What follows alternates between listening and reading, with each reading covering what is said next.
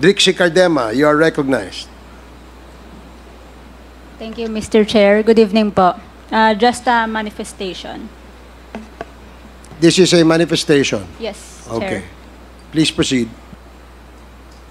Tayo ditong mga kinatawan ay ibinoto lamang ng ilang libong Pilipino.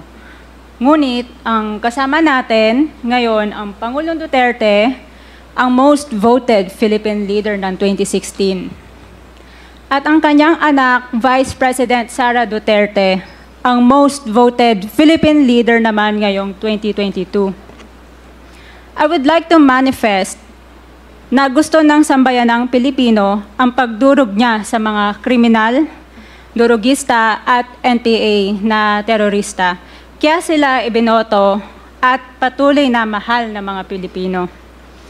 Kaya gusto natin ng patas na hearing. Sana sinama natin dito ang libo-libong mga magulang na ang mga anak ay biniktima ng mga durugista. Ang mga ordinaryong Pilipino na naglalakad galing trabaho, tapos sinaksak o pinatay ng adik, lahat ng mga kababaihan, na kahit pati infant na babae ay ginahasa na ng adik. Libo-libo rin ang kanilang mga magulang at mahal sa buhay na wala dito ngayon. Awang-awa ang mga Pilipino sa mga inuseteng pamilyang na ito, kaya niluklok ng bansa ang Pangulong Duterte. Ang drug war ng Pangulo ay policy lamang. Hindi ito natupad kung hindi ito pinondohan ng Kongreso ng 6 na taon.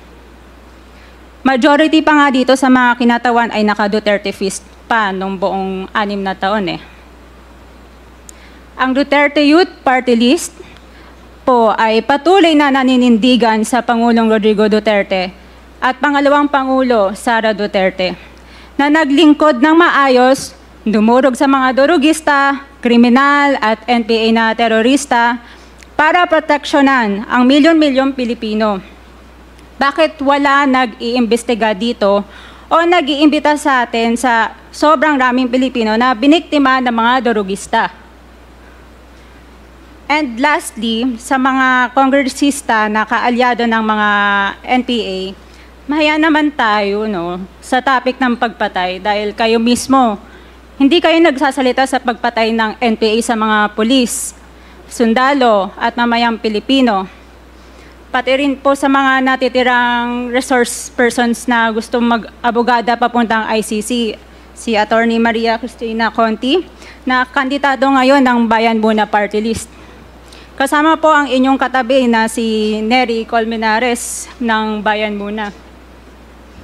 Sa NPA, nire-recruit ang mga kabataan para pabagsakin ang gobyerno at pumatay ng mga pulis, sundalo at tropa ng gobyerno.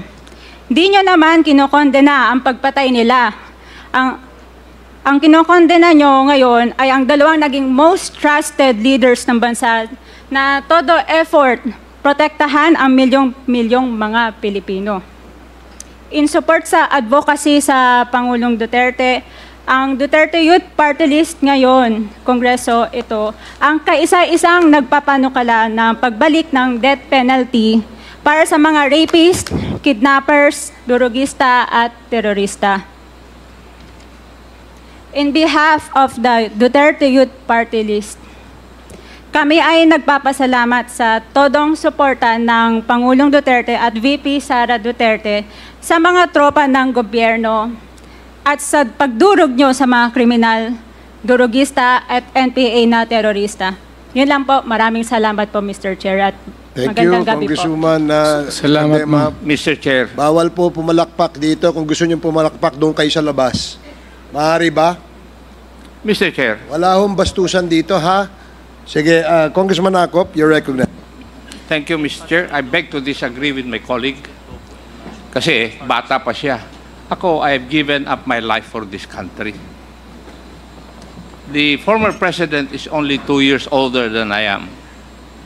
But I have been fighting for this country. I was a member of the Philippine Constabulary and became a policeman after Republic Act 6975 was enacted. this statement of my colleague betrays her ignorance. Kung gusto po niya na magpa-imbestiga, mag-file siya ng resolution and maybe refer to the appropriate committee to be fair with her. She is a congressman. She knows the rules. However, your statement or your statements betray your ignorance of our rules here in this House of Congress. So I beg to disagree, Mr. Chair, na sila lang ang nakikipaglaban at marunong makipaglaban sa kalaban. As I've said before, I have given the most part or most years of my life fighting the enemy of this country. Thank you, Mr. Chair. Thank you, Congressman Acop. Yes, let me emphasize na wala pong may monopolya ng pagmamahal sa bayan dito. Pare-parehas po tayo rito. And following the suggestion of Congressman Acop, kung meron kayong gustong paimbita, mag-attend kayo ng hearing. Hindi yung a-attend kayo kapag andito lang ang dating Pangulo, ang ating Vice Presidente. Umattend kayo. This committee hearing, this Quadcom, makes announcements of all its hearings.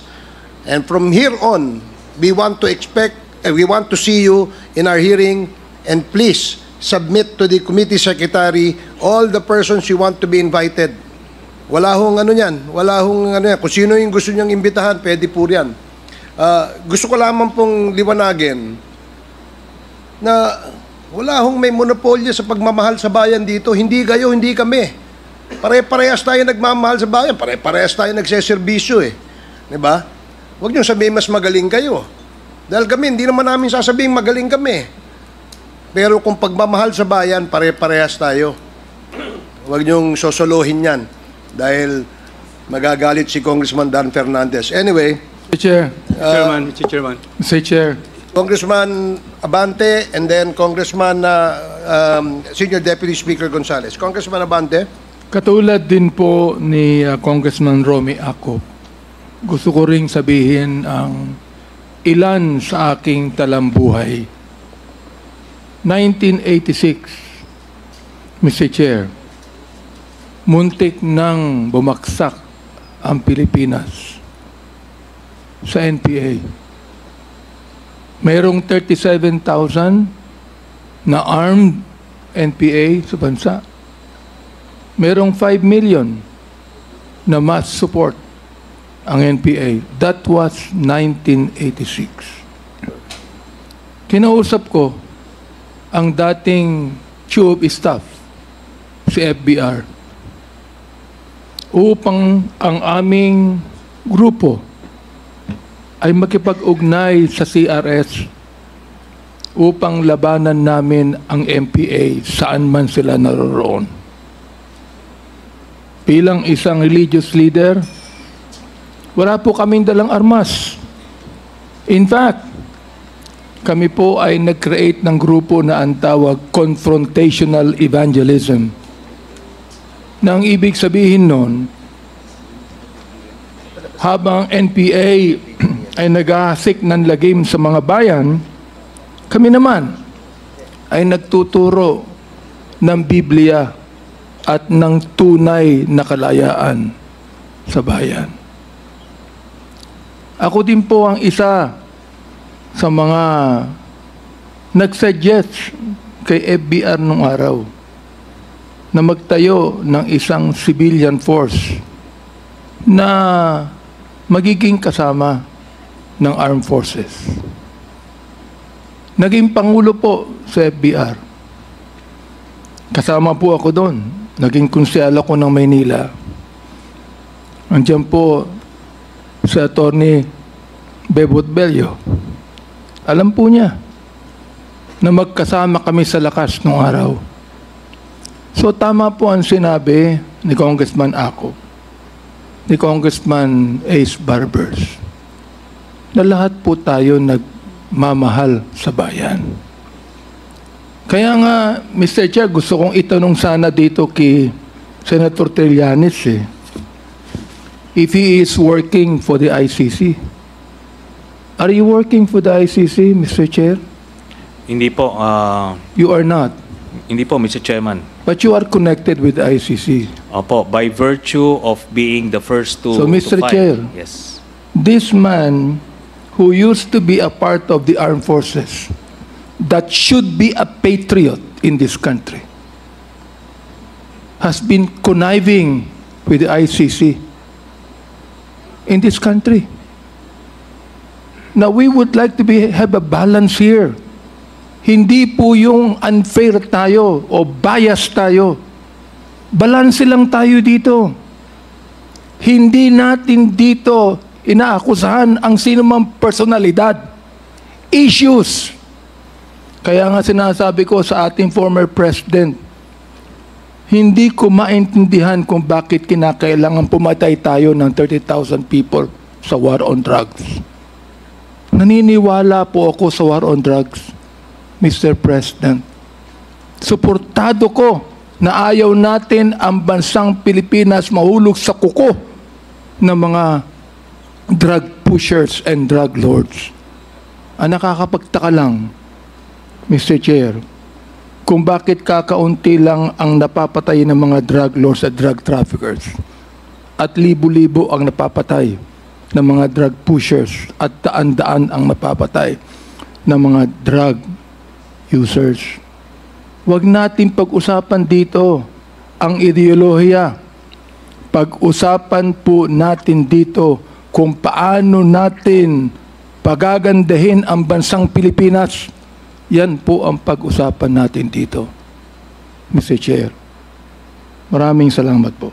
Thank you, Congressman Abante. Mr. Next, Chair, our senior Mr. deputy. Chair, would like to manifest. Yeah, but before Okay. I recognize you, I will recognize Senior Deputy Speaker Don Thank you, Gonzales. Mr. Chair. Thank you, Mr. Chairman. My dear colleagues and the former President, our Vice President, for the information of our colleague, Congresswoman Ordenas, ang tanong po, bakit nandito po tayo ngayon?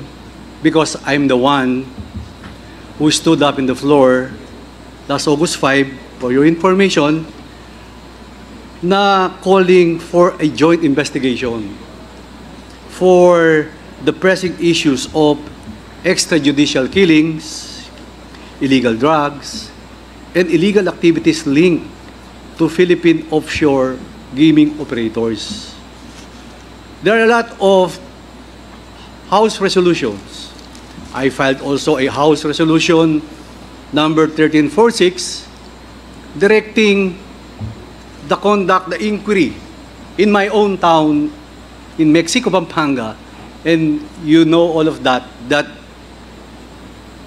doon po nakita yung worth 3.6 billion pesos na 560 kilos of shabu. And that is in my district, and that is in my province, and that is our town in Mexico. And nakita po din natin yung 3.8 billion worth na intercepted sa Subic Port na inotor po ni Congressman Jeffrey Conghun. Sinabi ko po lahat ito, there are a lot of House resolutions and we have consolidated. That's why this Quadcom form na dumaan po sa tamang proseso, dumaan po sa Committee on Rules, and I think this is the first time in the history of Congress since 1907. This is the first time na nagkaroon po tayo ng Quadcom Committee. So wala po itong personalan, wala po itong politika, ma'am. Hindi po kami kay former President, wala po yun, ma'am. At sa ating Vice President, do not monopolize the love of country. Mahal po natin lahat ang bansang Pilipinas. Kami po, dito, nakatayo kami. We are staying here up to 2:30 in the morning. We are inviting all resource persons to dig it out what is true. Kung sino po, hindi naman ibig sabihin, in-invite ka rito, akusado ka na. Hindi po.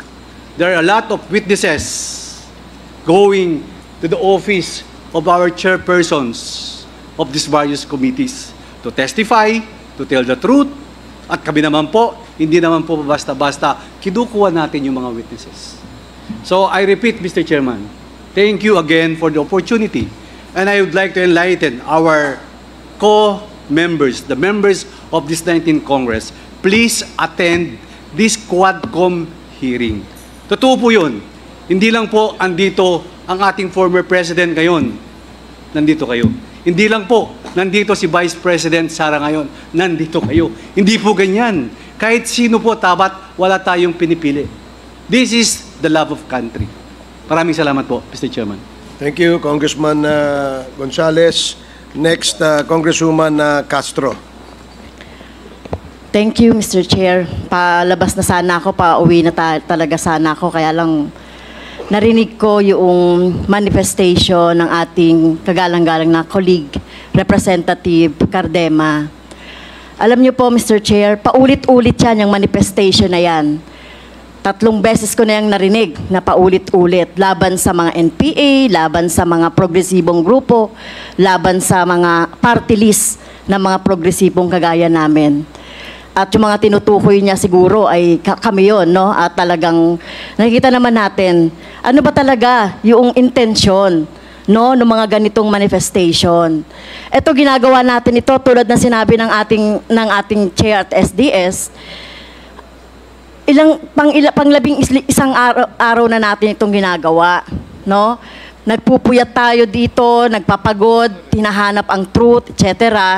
Para lang makita natin, 3,000 ang napatay, more or less, sa panahon ni President Duterte ng EJK. So, wala ba yan sa inyo? Karamihan dyan, mga kabataan na walang kamalay-malay na naging biktima, Mr. Chair, ng ng mga karumal-dumal na mga pagpatay sa panahon ni President Duterte. I know, idol mo, si former President Duterte, Mr. Chair, idol ng ating colleague dito, kahit na yung ating Vice President. Pero dapat po, ang tingnan natin dito ay yung kapakanan, lalong-lalo na yung ating mga kabataan. No? Kaya po, at isa pa po, Mr. Chair, hindi natin pinapayagan sa ating committee yung pag-disrespeto sa ating mga resource person. Narinig ko rin na binabanggit yung mga pangalan ng ating mga resource person na nandito. So dapat po, igalang natin yung rules kung gusto nating makatulong at gusto nating magtrabaho dito sa Kongreso. Kasi ito naman talaga yung sinumpaan natin, ito naman talaga yung mandate sa atin. Ay tumulong na lang kayo, no? Tumulong na lang kayo. At hindi yung ganito, tama yun, maghain tayo ng resolusyon para kung gusto nating may ma-resolve na problema, like yung problema halimbawa ng patuloy na armadong pakikibaka. Bakit ba merong mga armed struggle? Nilulutas natin yan hindi sa madugong paraan, hindi sa militarisasyon. Kaya nga tayo ay nagkakaroon ng peace talks, di ba? Dapat magkaroon ng peace talks at hindi ito, ng militarization yung ating laging iniisip at laging sinasabi natin na terorista si ganito at si ganon. So, Mr. Chair, pasensya na po kasi nagiging irrational, yung mga ganitong mga statement ng ating colleague. Pasensya na, with due respect. Sana hindi na maulit ito. At aasahan natin, tama po, aasahan natin sa mga susunod na mga hearings si Representative Cardema na tumulong siya sa atin sa paghahanap ng truth dito sa ginagawa natin sa Quadcom at sa iba pang mga hearings, Mr. Chair. Thank you. Maraming salamat, Congresswoman Castro. The next to interpolate, and I think the last to interpolate, is Congressman Romy Acop. No, last for the first round. I was referring for the last interpolator for the first round. We still have another round, second round. So, Congressman Acop, you have 10 minutes. Thank you, Mr. Chair. Alas 9 pa lang po, nandito na ako kanina. Nag-aayos pa lang yung mga page natin ng mga upuan.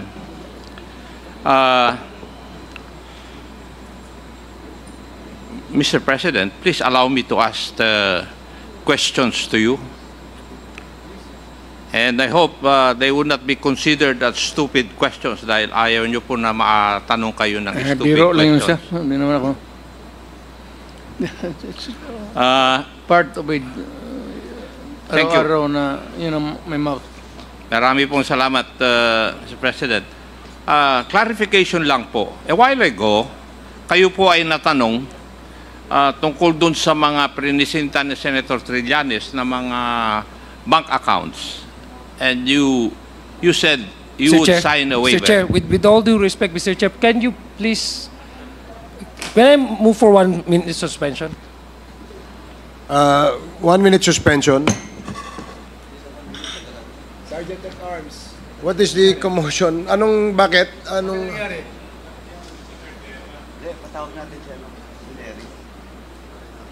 I think, Mr. Chair, it's What- better that we What happened? transfer some of... Ano nangyari? You wish me to explain? Nang dumaan lang ako, Mr. Chair, sabi niya, di ba bayan muna ka? O, so ano ngayon? Speak louder. Nang dumadaan ako, Mr. Chair, ang sabi ni Mr. Cardema, di ba bayan muna ka? Tumatakbo ka sa eleksyon. So sabi ko, marami namang congressman dito tumatakbo sa eleksyon. Bakit kami ang mini-mention mo? Okay, sige po. So yun Maraming na naman salamat po ang po. ano ko. Maraming salamat. Thank you, Ah, Mr. Mr. Chair, Cardema. Mr. Chair, I would advise our guests here, please not to provoke anybody, especially the guests here, if I may humbly request, para hindi ho tayo tumagal pa. Thank you, Congressman Adjong. Mr. Chairman, Yes, may I ask Congressman Paduano. former Congressman Eric Colmenares as a resource person to go back in the meeting room No, I think he's going to the comfort room. unless nasa siya, sa comfort room. Yeah, he's going to the comfort room. So please be reminded, Mr. Cardema, ito reminder lamang po. Dito sa committee ito, hindi nyo po pwedeng itaunt, palakpakan, o insultuhin kahit sino. Paalala lang yan. That the next time gawin mo yan, baka ikaw ang magsisi, ha? Just a reminder. Thank you. Now, let us proceed. Congressman Acop, I'm sorry. You have 10 more minutes. Thank you, Mr. Chair. I'll make it short because I want to go home also. Mr. President, a while ago, Senator Trillanes presented some bank accounts on the screen, and because of that, you stated that you are willing to sign a waiver. Tama po ba yung pagkarinig ko, Mr. President? Yes. Yes, sir. Thank you. I would like also to inform you, Mr. President, that kung namang problema po kayo dun sa pamasahe po ninyo, pagpunta sa hearing na ito, I have told the chairman na pwede namang yung gobyerno ang mag-spend para sa inyo. Salamat, Under sir. our rules, Mr. President. That would be hindi naman great, but that would be saving. 3 pamalengke yan, 4. Yes, Mr. President. Totoo rin po ba yung pagkarinig ko kanina, Mr. President, that you would volunteer to go to the ICC and have yourself be investigated, Yes, sir. provided funds will be... Yes, sir.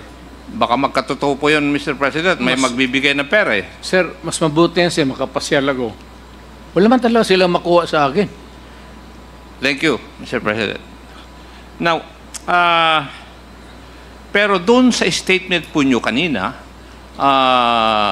I don't think you would want to volunteer simply because you wouldn't want persons who are colored white to judge you. Tama rin po ba yung pagkarinig ko? No, I'm open to... I'm a public official, sir. So, I am open to public scrutiny and public judgment. Official ho ako ng gobyerno. Yes, Mr. President. Pero narinig ko po kanina na doon sa pagtatanong na isang kasamahan ko na you wouldn't want to be judged by white persons. You would rather want to be judged by Filipinos, your fellow Filipinos. Yes, sir. Hindi ko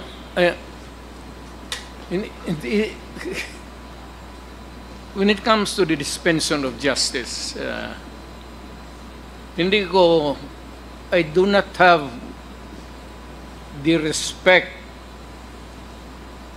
and the whatever sa mga puti. They have always looked upon us as inferior ever since. That has not changed over time, many years.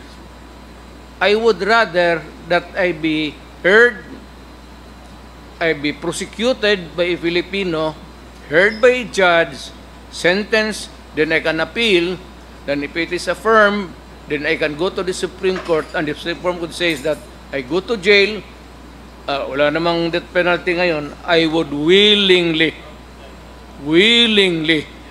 go to prison. Sir, basta Pilipino lang. Wag lang foreigner. Ayaw ko yung puti, sir. May sentimento ako sa kanila. Maraming salamat po. Would you agree with me, Mr. President, na lahat po ng sasabihin nyo tungkol sa isang issue, isang bagay, it becomes a policy statement of the country when you were the President? Yes, sir. Yes, and therefore, when you stated things about the war on drugs, don't you think it had encouraged our police force to be so aggressive in implementing the war against illegal drugs? Sir, ang police natin, sir, hindi naman yan pinupulot sa daan. They are recruited and they undergo 2 years. And one of the subjects, lahat na, and criminal law, nagtuturo rin ako kasi to augment the income at that time sa pamilya ko, sir. Tinuturo namin ang lahat. At yung lahat ng mga ating police, sir, ay edukado na yan and well-versed on how to handle a police work. So, bago sila magsabi na binugbog ng police o ganon, titignan mo muna, sir, kasi ang police, usually, hindi kagaya ng ibang civilian, kung may gulo, they can stay away. A policeman, whatever is there, a quarrel or anumang gulo, has to go there and confront what's happening and to pacify and make an arrest if need be and bring them. And sometimes, hindi mo madala yan, sir, basta-basta lang mahila mo. Minsan lumalaban. Kaya nabubugbog. Kaya pagkatapos niyan, ang labas, ang pulis ang nabubugbog. Talagang, yung mga lasing, hindi mo mahila yan sa restuhin. Tao lang pulis-pulis dito. Di pa ka ganun, talagang mabugbog ka ng pulis. Tama naman. Because you have to overcome the resistance in order to make the arrest. Otherwise, inutil ka na pulis. Thank you, Mr. President. Yun pong, yung statement po ninyo na you take full legal responsibility for the acts of the members of the police force. I've heard that so many times. Wala akong choice, sir. If you're a mayor, napakaduwag mo naman kung if you shy away from your responsibility because you are supposed to be giving the direction. Ang pulis po, nagtatrabaho lang yan. So ang pulis, pag sinabi mo, pumunta ka dyan sa mga lasinggero na yan, and always there is a resistance, a quarrel, eventually there will be a confrontation. At hindi natin maiwasan, sir, ang kaso. Kaya ako naawa, kasi alam mo noon, sir, pag ang pulis napailan ng kaso, on that day, wala nang sweldo. Suspended na ang sweldo. Pati yung mga anak. Kaya ako pro-police talaga. Marami po salamat. At noon pang fiscal ako, pro-police talaga ako. Yung pong statement nyo kasi, itinuturo rin doon sa academy under the principle of command responsibility.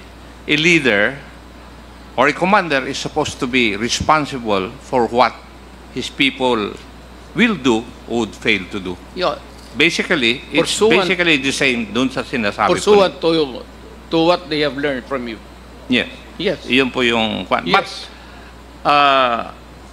tinuturo din po sa amin sa academy na kung ganun po ang sabi ng commander, the commander is responsible, pero ang responsibility lang niya for those legal acts to be committed by the members of his unit. Yes, Hindi sir. kagaya po ng sinasabi ngayon, nakikita po natin nangyayari, meron kayong policy statement regarding the war on drugs, tapos hindi naman po nila in-implement ng tama. Why? Because according to our investigations, they have committed crimes in order to fulfill their mandate. That is the reason why yung police na dapat i-appoint nila sa syudad o municipality, kailangan tanggap ng mayor yan. O baski na kaibigan ng mayor yan, okay na yan. Because there will be a smooth, orderly administration of law and order. Pagka nagka-bikil yan dalawa, sir, mahirap masyado. Lalo na kung ang chief of police gusto rin magpa-salida, if I may use my, for lack of, yan ang minsan nagkakagulo. That's why there's always a friction. That's why magbuti yung batas na ang mayor talaga ang mamili. Why? Because the mayor is the elected leader of the community, not the police chief. So, hanggang guidance lang. Ngayon, kung illegal yung, marami yan, sir, illegal, maraming kung ano-anong mga sugal, then he can always report to the provincial commander. And kung hindi na talaga niya makaya, sabihin nila na, sir, i-relieve mo na lang ako, but he can make a report, copy furnish, lahat, including the president. Importante yan, sir, kung may complaint ka, the office of the president ang paki-furnish. Ako noon, pagka kailangan may office of the president talaga yan. Kasi pag nakita ko yan, lahat binabasa ko sa gabi. Pag nakita ko yung then that night, tinatawagan ko kung sinong secretary. So, let's make it clear, Mr. President. You take full responsibility for the acts of your police force, but you are not responsible for their individual acts which would constitute a crime. Sir, bago ito sila na police, nag-aral ito ng academy ng 2 years. Of what purpose would have been or it would be kung walang natutunan ito sa basic criminal law, criminal procedure? Ako doon sa amin, ako ang natuturo mismo . And not because of the money now, but because I want to share my knowledge with the police so that we can have a better police force. Noon, sir, gidaginot ko yan. Ano ang daginot sa Tagalog? Unfortunately, Mr. Kasi President. kailangan ko ng pera. Unfortunately, Mr. President, some did not learn maybe from your teachings. That's why... We have the terms kalawags. Opo. Money, sir. Basta dyan sa police nagkaletse-letse, it's always money. Or, dalawa yan, sir. May pangalawang asawa yung mga gago o may sugalan dyan. Pero whichever, yung first na dalawang asawa, hindi masyado ko ang magdikdik niyan kaya marami tayong may kasalanan ng ganun. Maybe the chairman can explain to us what that means. to a layman's term. Marami pong salamat, Mr. President. May I ask Attorney Conti, when would you consider a person a criminal? Your Honor, under the rules, a criminal would have to be convicted of a crime. Prior to that, it would just be someone who is either accused, if already indicted in court, or charged if only complained of before the prosecutor. Did I get you right, Madam Attorney, na ikaw ay magiging criminal kung ikaw ay na-charged and you have been convicted with final judgment? Ganun po ba yan? Could be, Your Honor, but pwede din po sigurong sabihin na criminal na kung kahit yung initial na conviction lang po muna. Kasi, kumbaga, may conviction ka na from a court. Baliktarin ko po, kapag sa piskal, charged, or respondent, kung tatawagin, kapag nakarating sa korte, accused, and then pag na-convicted, criminal. So, even if you have been convicted sa, for example, regional trial court, nag-appeal siya hanggang sa Korte Suprema, he's already considered a criminal under the eyes of the law? Yes, Your Honor, because there is a conviction. Of course, you can contest that. Pwede nyo pong sabihin na, under appeal pa rin naman. But the conviction stands. It could be just that hindi siya nagsiserve ng sentence. Mr. President, would you agree with that definition? Yes, sir, because there has to be a conviction. Hindi mahirap yung sabihin mo na basta i-demanda mo lang. Especially yung sa nagtatrabaho lang, sir.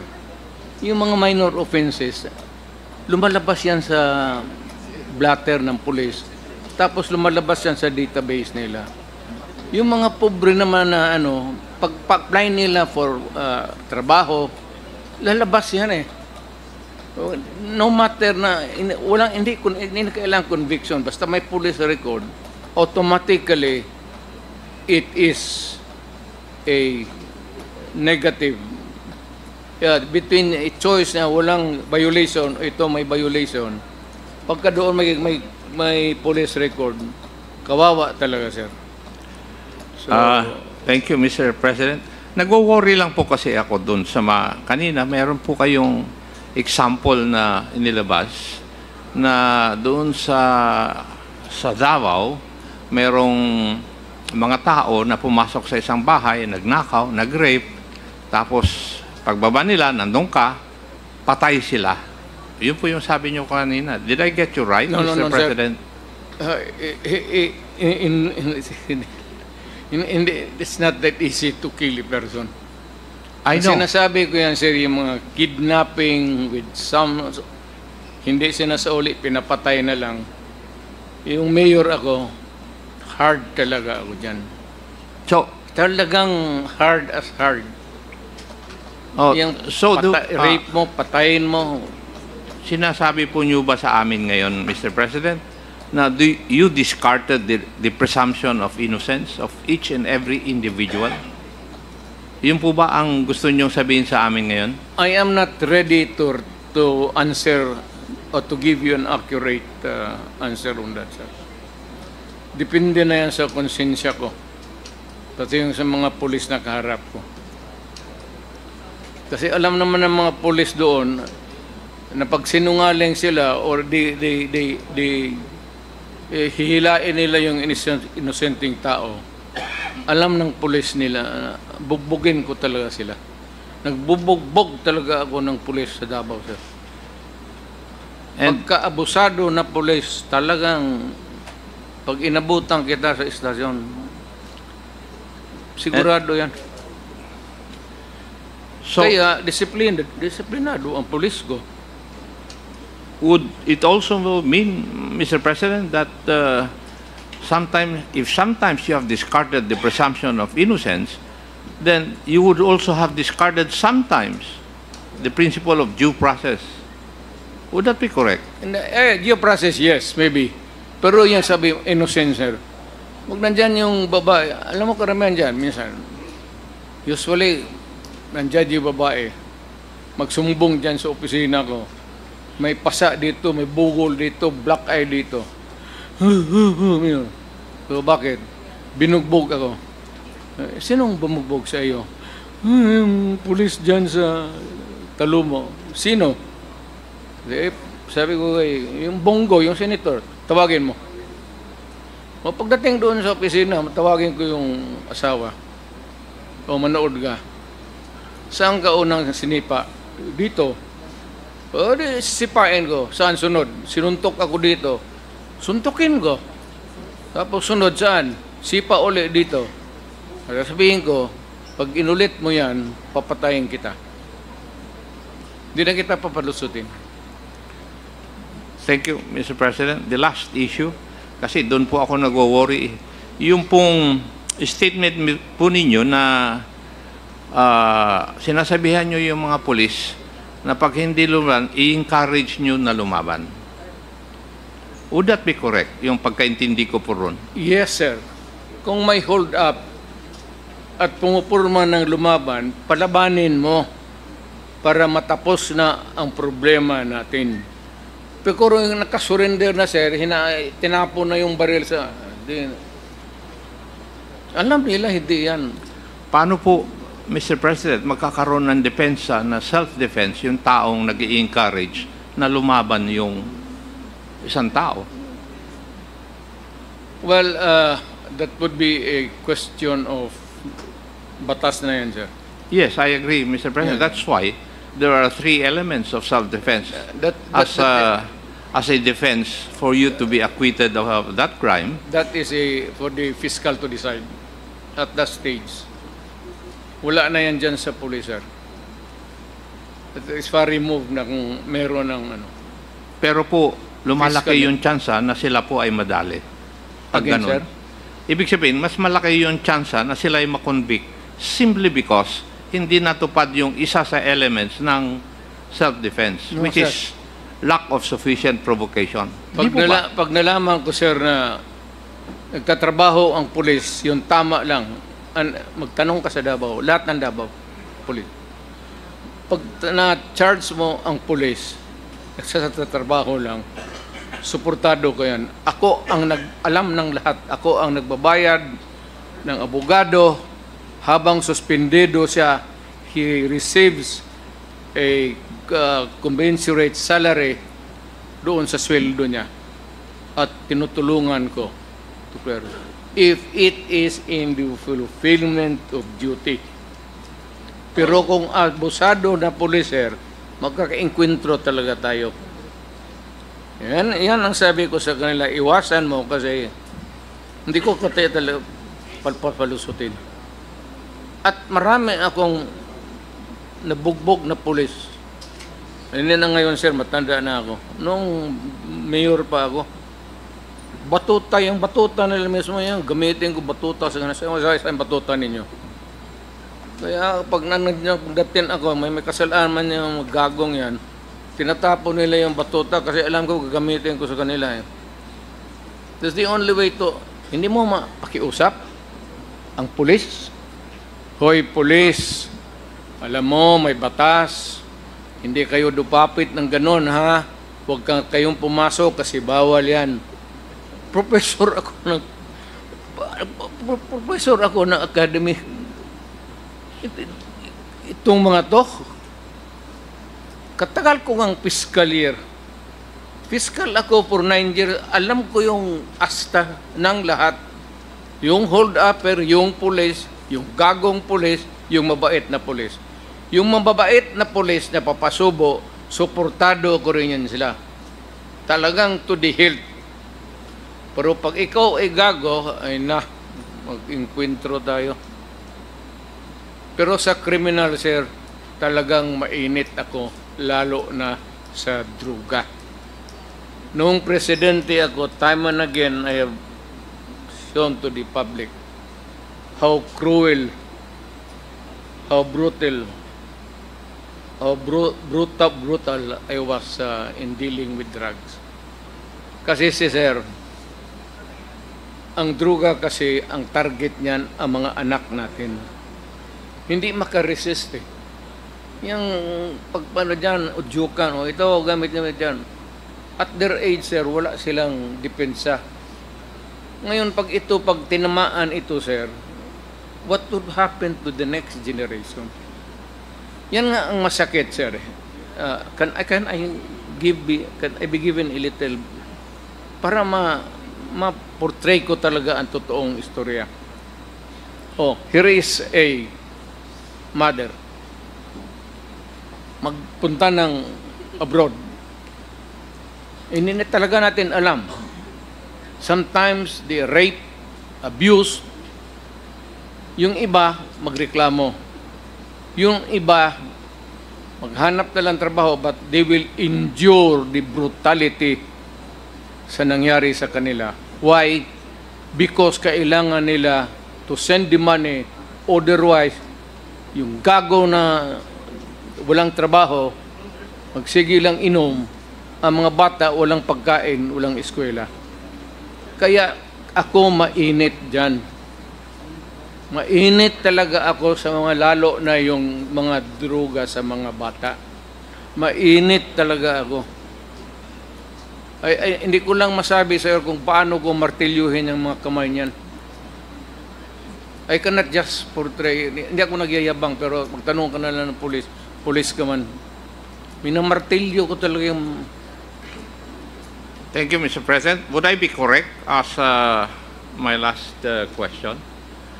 Kayo po yung naniniwala na sa Machiavellian principle that the end justify the means? Unfortunately, sir, rightly or wrongly, I believe in that Machiavellian principle. Marami pong salamat, Mr. President. There's no other way to deal with criminals except to instill fear. Pag hindi ka nare-respeto ng kriminal, walang mangyayari sa iyo. Marami pong salamat, Mr. President. Laruin ka. Thank you, Mr. Chair. Mr. Thank Chair. you, Congressman Akop. Mr. Mr. President, okay pa ho ba kayo?